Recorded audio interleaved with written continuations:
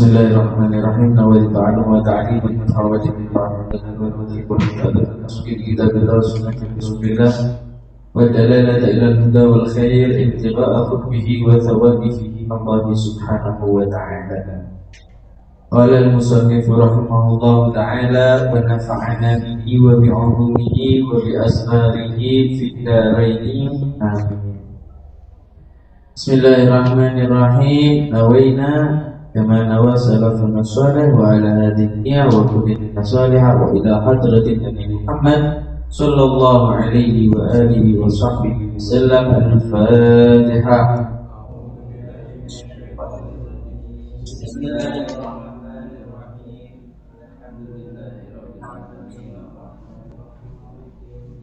Ya kana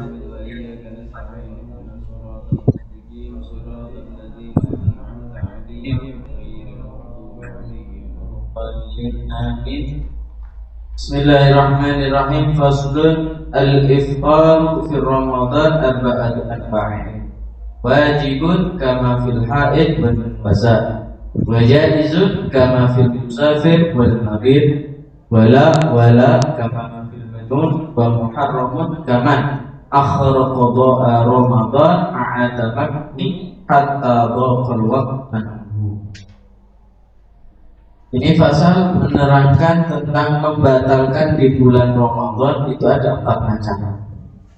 Kemarin sudah dijelaskan yang membatalkan bulan Ramadan itu yang pertama adalah keluar dari Islam, na'udzubillah min dzalik, yaitu murtad. Yang kedua haid dan nifas. Yang ketiga melahirkan, gila walaupun sebentar, pingsan dan mabuk. Itu hal yang membatalkan puasa.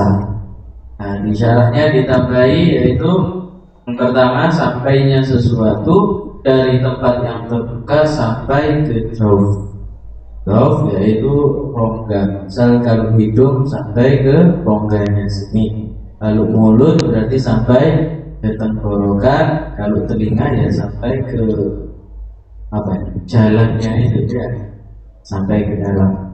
Kemudian yang juga membatalkan puasa yaitu al-istisqa, memaksa dirinya untuk muntah. Kemudian keluarnya mani karena syahwat. Dan yang terakhir yang membatalkan puasa adalah berhubungan suami istri di siang hari. Ini hal yang membatalkan puasa. Jadi yang membatalkan puasa apa aja? Yang kemarin itu kita bahas. Nah sekarang bukan yang membatalkan puasa, tapi macetnya orang membatalkan puasa itu ada 4 macam. Hukumnya itu ada 4 macam. Yang pertama hukumnya wajib. Orang ini wajib membatalkan puasa. Ya, bagi siapa? Kama fil haid wa nifasa. Bagi perempuan yang dia haid dan nifas. Karena perempuan yang haid dan nifas hukumnya haram untuk puasa. Tidak boleh dia niat untuk puasa. Jadi bagi perempuan yang haid dan nifas hukumnya wajib untuk membatalkan puasa. Misal ada seorang perempuan di siang hari dia keluar darah haid, atau di siang hari dia keluar darah nifas, maka bagi perempuan tersebut wajib untuk membatalkan puasanya. Yang kedua wajaizun, hukumnya diperbolehkan untuk membatalkan puasa. Jadi membatalkan puasanya hukumnya bukan wajib, tapi diperbolehkan. Boleh bagi dia untuk membatalkan puasa. Dalam artian berarti kalau tidak dibatalkan hukumnya boleh apa enggak? Boleh. Jadi ini terserah. Seperti siapa? Kama fil musafir wal marid, seperti orang yang berpergian dan orang sakit. Orang berpergian, orang sakit ini membatalkan puasa itu hukumnya diperbolehkan. Tapi bagi orang musafir ada syarat-syaratnya. Di antara syaratnya orang musafir yaitu yang pertama jaraknya, yaitu masafatul qasri, jarak perjalanan yang diperbolehkan untuk sholat qasar. yaitu 82 sampai 83 kilo. Kemudian syaratnya berpergiannya itu safarnya itu safar mubah, safar yang diperbolehkan, bukan safar maksiat. Nah, kalau ada pun safar maksiat, maka dia tidak diperbolehkan untuk membatalkan puasa. Safar maksiat itu kemarin sudah kita bahas, ada dua macam. Ada maksiatnya itu di perjalanan, ada memang tujuannya maksiat. Itu sama saja. Misal kita tujuannya baik, tujuannya mungkin ziarah, tapi di perjalanan dia maksiat, lihat perempuan buka aurat, nah dilihat, dinikmati, nah itu sudah maksiat safarnya. Nah, safar yang seperti ini tidak diperbolehkan untuk iftar, untuk membatalkan puasa. Begitu juga jamak qashar, sama hukumnya. Kalau safarnya ini safar maksiat, hukumnya tidak diperbolehkan untuk jamak qashar. Atau memang tujuannya yaitu untuk bermaksiat, tujuan berpergiannya ke diskotik misalnya, tujuannya berpergiannya untuk kumpul sama teman minum minuman keras. Nah, ini safarnya sudah dikatakan safar maksiat, sehingga tidak mendapatkan keringanan dari Allah Subhanahu wa ta'ala, sehingga tidak diperbolehkan untuk iftar, tidak diperbolehkan untuk membatalkan puasa. Jadi yang pertama hukumnya wajib bagi orang haid dan nifas, dan yang kedua hukumnya diperbolehkan, yaitu bagi orang musafir dan orang yang sakit. Nah, baik. Kemudian hukumnya ada lagi wala. Hukumnya nggak wajib, juga nggak diperbolehkan. Maksudnya bagaimana? Nggak ada hukumnya sudah ini orang. Siapa? Kama fil majnun. Nah, seperti orang gila. Orang gila nggak ada hukumnya. Mau kita hukumi wajib, dia nggak kena taklif syar'i, dia nggak kena hukuman syariat.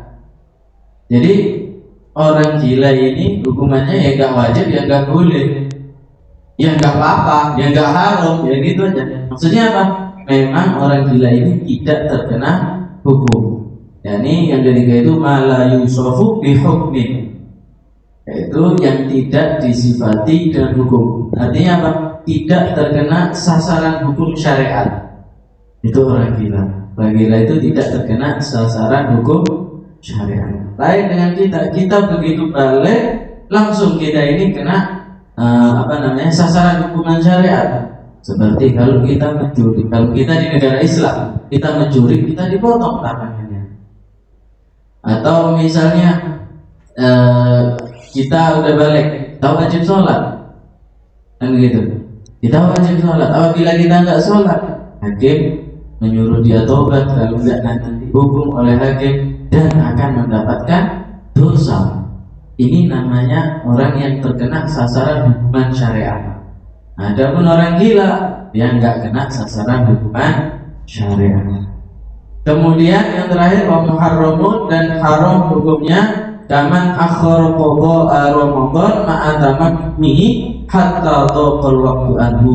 Haram yaitu seperti orang yang mengakhirkan untuk mengqadha bulan Ramadan, padahal memungkinkan bagi dia untuk mengqadai bulan Ramadan sampai waktu Ramadan ini habis. Maksudnya sampai waktu tahunnya ini habis. Gambarannya begini, misal Ramadan kemarin kita punya hutang, yaitu anggap perempuan dia haid 7 kali dia nggak puasa, kan gitu. Kemudian di tahun ini dia itu memungkinkan untuk membayar puasanya, akan tetapi dia tidak mengqadai puasanya.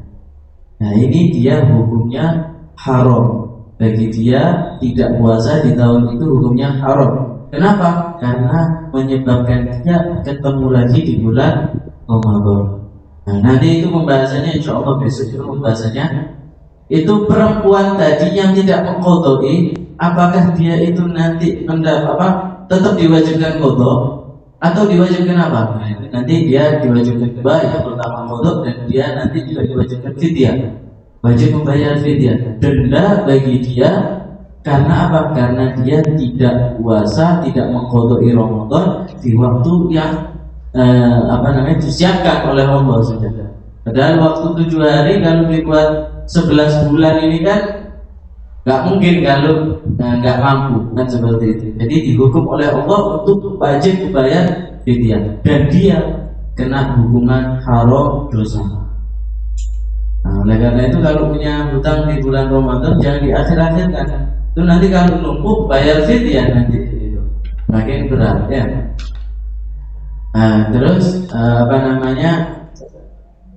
kecuali nanti misalnya itu gambarannya itu dia nggak memungkinkan untuk mengqadai bulan Ramadan. Seperti apa?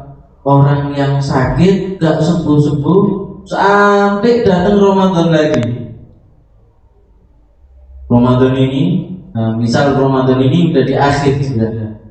Dia sakit. Anggap sekarang tanggal 20 Ramadan. Dia sakit. Berarti dia utang Ramadan berapa? 10 hari. Dia nggak mampu puasa 10 hari ini. Kemudian dia nggak sembuh sampai ketemu Ramadan lagi baru dia sembuh. Nah, apakah orang yang seperti ini kena hukum haram? Nah, kenapa? Karena dia ada uzur. Nah, dia sakit atau musafir. Selamanya dianya musafir terus seperti itu. Musafir masih belum bisa pulang. Apakah dia haram? Maka hukumnya tidak haram. Nah, itu insya Allah pembahasannya besok. Nanti apa tetap wajib fidyah atau enggak, insya Allah besok akan kita bahas. Akan tetapi kalau bagi manusia yang seger waras, nggak sakit, ya, nggak berpergian, nggak ada uzur syariat, maka hukumnya haram untuk membatalkan puasanya. Nggak ada alasan, haram hukumnya. Kecuali yang kemarin sudah kita bahas, yang diperbolehkan untuk membatalkan puasa itu apa aja kemarin sudah kita bahas. Nah, paling nggak mampu. Bisyiddatil ju' misalnya sakit laparnya lalu nggak makan bisa mati misalnya seperti itu, maka diperbolehkan untuk membatalkan puasanya. Atau kalau nggak minum misalnya bisa sakit yang parah misalnya seperti itu, dehidrasi yang menyebabkan sakit berkelanjutan atau apa, maka diperbolehkan untuk membatalkan puasanya. Nah, tapi nanti membatalkan puasa kembali lagi dia wajibnya apa? Nah, ada orang membatalkan puasa itu wajib qadha, wajib kafarah dan kena takzir. Seperti orang yang berhubungan suami istri di siang hari, dia wajib qadha, dia wajib kafarah, dan dia kalau di dalam negara Islam kena takzir, ditakzir oleh hakim. Itu orang yang membatalkan puasa Ramadan karena jima berhubungan suami istri. Atau yang lainnya, maka wajib qadha dan imsak. Wajib dia qadha ketika dia sudah melewati bulan Ramadan, dia wajib mengqadai puasanya. Dan dia wajib imsak. Imsak itu apa? Menahan. Nah, misalnya siang tadi ada seorang membatalkan puasanya karena benar-benar tak kuat sudah. Ya udah, dia minum secukupnya atau makan secukupnya. Setelah itu harus puasa lagi sampai maghrib. Nah, nggak boleh dienak-enakkan ya. Boleh diperbolehkan membatalkan puasanya, makan minum sampai kenyang, ngopi tambah rokokan. Ini nggak boleh. Itu hukumnya haram, nggak boleh. Jadi bagi orang yang membatalkan puasa, dia wajib qadha dan wajib imsak.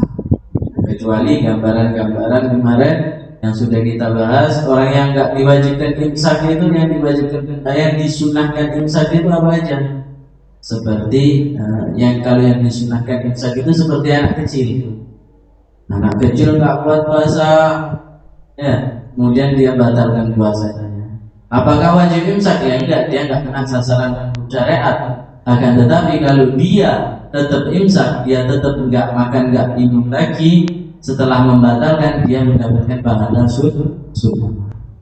Ada lagi yang diharamkan imsak, nggak boleh imsak dengan niat puasa. Seperti apa? Orang haid, orang nifas, dia nggak mau makan, nggak mau minum. Ditanya kenapa nggak makan, nggak minum? Jawabnya karena saya puasa, saya imsak, saya menahan diri. Nah, saya nggak mau makan, nggak mau minum dengan niat puasa hukumnya haram. Kenapa? Karena dianggap at-tala'ub fil ibadah fasidah, yaitu bermain-main dengan ibadah yang tidak sah. Hukumnya haram, nggak boleh sama sekali. Bahkan jangankan puasa, perempuan yang haid dia wudhu niat untuk ibadah wudhunya itu hukumnya haram. Hukumnya haram, nggak boleh. Kenapa? Karena nggak sah dia. Hukumnya tidak sah. Nah dari itu banyak sekali sebenarnya perkara-perkara yang kadang dianggap ibadah padahal itu haram. Seperti apa? Orang sujud syukur misalnya. Nah, orang kalau nggak tahu sujud syukur, seenaknya sujud syukur. Padahal sujud syukur itu syarat-syaratnya seperti sholat, harus punya wudhu. Sujud syukur itu harus orang yang punya wudhu. Yang kedua, syaratnya harus menutup aurat. Yang ketiga, harus menghadap kiblat. Ini syaratnya sujud syukur, sama seperti sholat. Terus syaratnya syukur rukunnya itu juga harus ada takbiratul ihram. Ada takbir dulu baru sujud syukur. Itu baru dinamakan sujud syukur. Tapi yang kita lihat nggak ada nggak pakai wudhu, ya mutawala wudhu apa? Kadang buka aurat, kadang nggak tahu kiblatnya di mana. Nggak tahu kiblatnya di mana, langsung aja sujud. Padahal itu ibadah, sujud syukur itu ibadah. Banyak sekali kadang seperti itu yang lalai orang untuk melaksanakan rukun-rukun. Itu bisa haram hukumnya. Hukumnya bisa haram. Nah, kenapa? Sujud ini kepada siapa? Kepada Allah. Kepada Allah. Kalau orang sujud kepada Allah diwajibkan menghadap kiblat. Nah, kalau kita nggak menghadap kiblat terus kita sujud kepada siapa? Alhamdulillah. Nah itu bahayanya orang kalau nggak ngerti tapi asal melakukannya. Nah, oleh karena itu kan disebutkan hubungan bilairi ilmin ya'malu amalu betul baru orang kalau nggak ngerti ilmunya percuma amal ibadahnya nggak diterima oleh Allah. Sama seperti kasus sujud syukur ini, orang kalau nggak tahu ilmunya asal sujud syukur jangankan diterima oleh Allah, sah aja enggak. Bisa-bisa kalau dia nggak mau tanya kepada orang yang hadir, hukumnya haram.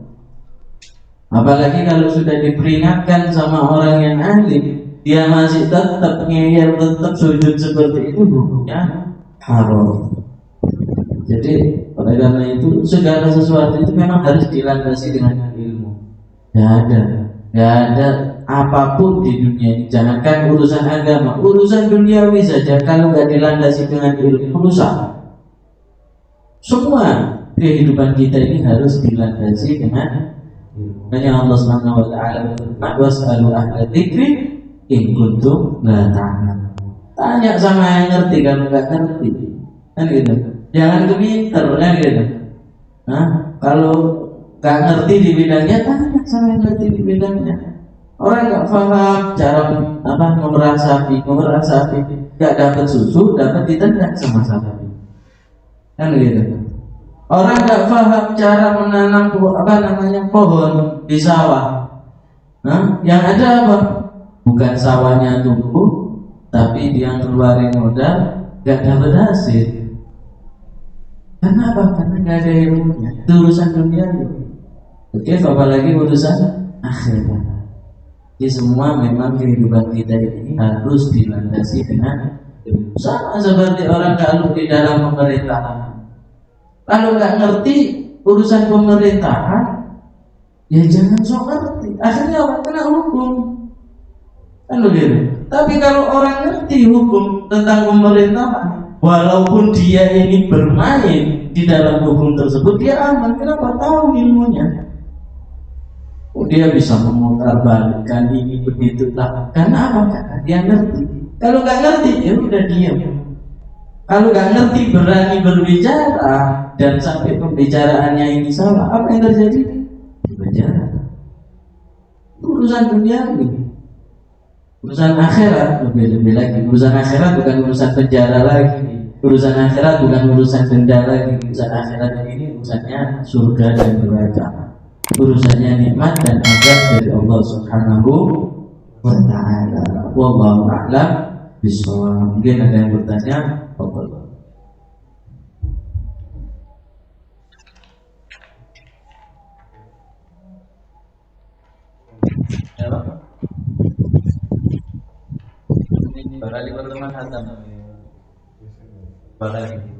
Kalau yang hukumnya wajib tadi berarti ketika membatalkan dia dapat pahala. Iya, karena perintah dari Allah. Memang dapat pahala ya.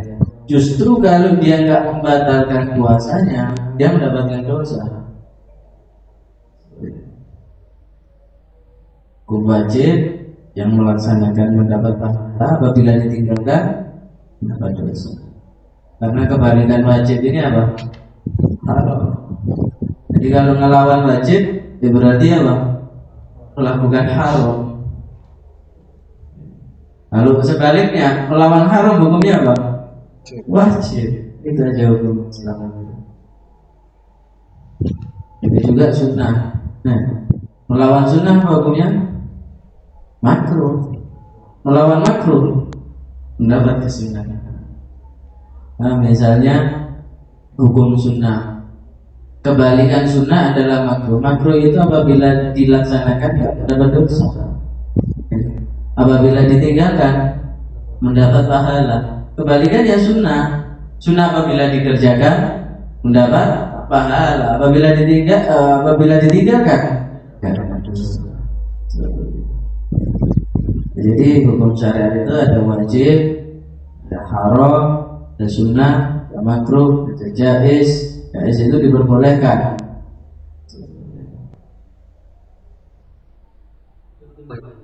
Ya Pak? Mubah sama jaiz. Mubah sama. Mubah jaiz. Kira ada pertanyaan?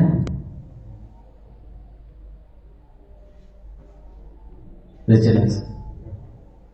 Tapi ini kalau misalnya kan saya tidak terkait ya. Zakat ini bila dia tetap gitu ya, padahal dari tahan itu harus berputar gitu.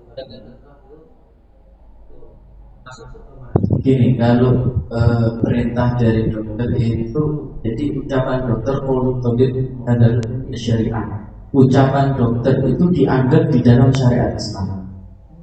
Misal ini ada orang darah tinggi, ya.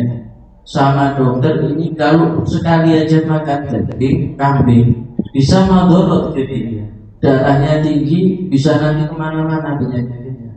Orang yang seperti ini hukumnya haram makan daging kambing. Walaupun daging kambing asal hukumnya apa? Haram. Kan gitu. Karena ucapan dokter ini bisa menjadi landasan hukum di dalam syariat. Nah, sama seperti orang yang puasa. Kalau sudah dianjurkan oleh dokter, misal dokter menganjurkan jangan puasa. Kenapa? Kalau kamu puasa dapat membahayakan penyakit itu. Atau kalau kamu puasa misalnya lama sembuhnya, dan seperti itu. Atau kalau kamu puasa justru memperburuk penyakitmu, maka hukumnya dia tak boleh puasa. Dia tak boleh puasa. Kenapa? Nah, hifdzun nafas itu juga wajib. Menjaga diri itu hukumnya wajib. Kalau orang menyakiti diri hukumnya haram. Sedangkan puasa kalau orangnya sudah sembuh kan bisa dipotong. Jadi ucapan dokter itu dianggap dalam syariat. Dalam hal syariat. Misal dokter mengatakan nggak apa-apa makan daging asal sedikit, jangan banyak. Kok tetap makan banyak sehingga apa dia penyakitnya semakin buruk. Makannya dia itu hukumnya haram. Hukum dia makannya itu hukumnya haram. Itu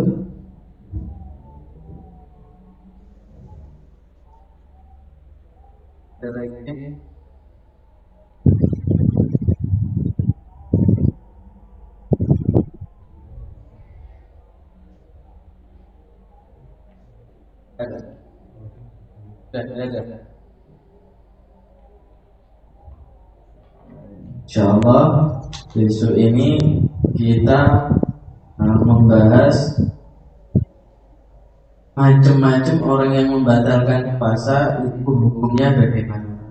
Ada orang yang wajib qadha dan wajib fidyah, ada yang wajib qadha saja dan lain sebagainya. Insyaallah itu besok akan kita bahas. Wallahu a'lam bishawab. Dan bisa menjadi berkah dari yang seperti ini. Allahumma berdoa di alam sini yang bawah itu ya. Bismillahirrahmanirrahim. Allahumma salli wa sallim ala sayyidina Muhammadin miftahi babi rahmatillah adada ma fi ilmillah salatan wa salaman daimaini fi dawami mulkillah wa ala alihi wa sahbihi wa sallam. اللهم اجعل في طاعتك فرحي وسروري وفي مرضاتك جميع أموري. اللهم يا عالم بحالاتي ومطلع على سرائري ونياتي اقضي جميع حاجاتي واغفر ذنوبي وسيئاتي وتجاوز عن خطيئتي وزلاتي وتقبل جميع حسناتي وسامحني فيما مضى وما يأتي واكتبني في ديوان ساداتي واسلك بي سبيل نجاتي في حياتي ومماتي. اللهم إني طامع في عطاك راغب في رضاك مستسلم بقضاك فاكتبني من أولياء واسلك بي سبيل هداك وألحقني بأصفياك. وصلى الله على سيدنا محمد وعلى آله وصحبه وسلم والحمد لله رب العالمين. الفاتحة.